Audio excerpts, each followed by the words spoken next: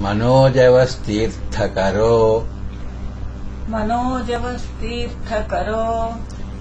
वसुरेतावसुप्रदः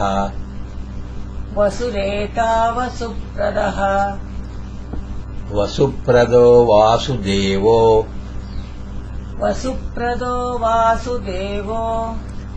वसुर्वसुमना हविः He acts with speed that is similar to that of the mind. He is the origin of Ganga and other holy places that have great sanctifying power. He is the seed or cause of his own coming into being as the son of Devaki and Vasudeva. He has conferred glory on them for being the parents of the universal parent. He has made the milky ocean his abode, yet he lovingly associates himself with Vasudeva.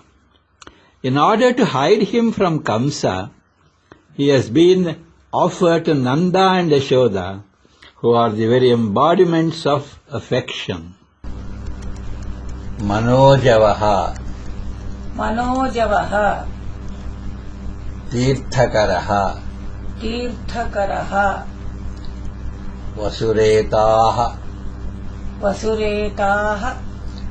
वसुप्रदः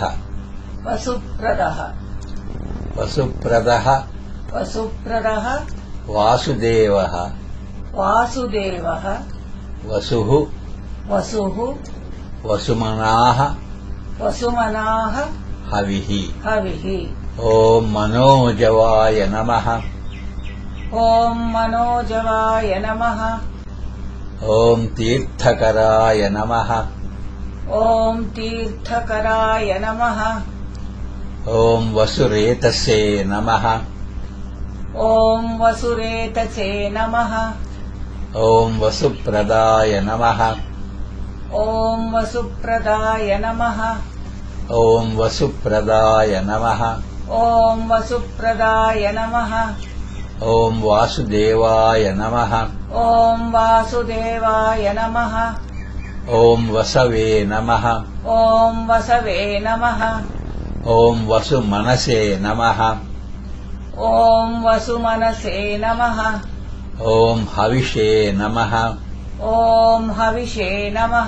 74ನೆಯ ದಿನ. ಮನೋವೇಗಕ್ಕೆ ಸಮನಾದ ವೇಗದಲ್ಲಿ ಈತನು ಕಾರ್ಯಪ್ರವೃತ್ತನಾಗುತ್ತಾನೆ. ಪಾವನಗೊಳಿಸುವ ಮಹತ್ತರ ಶಕ್ತಿಯುಳ್ಳ ಗಂಗೆ ಮತ್ತು ಇತರ ಪುಣ್ಯಕ್ಷೇತ್ರಗಳ ಮೂಲ ಈತನು. ದೇವಕಿ ಮತ್ತು ವಸುದೇವರ ಪುತ್ರನಾಗಿ ಅವತರಿಸಲು ಕಾರಣವಾದ ಮೂಲ ಬೀಜ ಈತನು.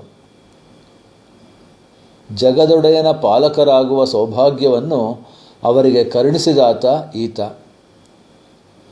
ಕ್ಷೀರಸಾಗರವನ್ನು ತನ್ನ ವಾಸಸ್ಥಾನವನ್ನಾಗಿಸಿಕೊಂಡವನು ಈತ.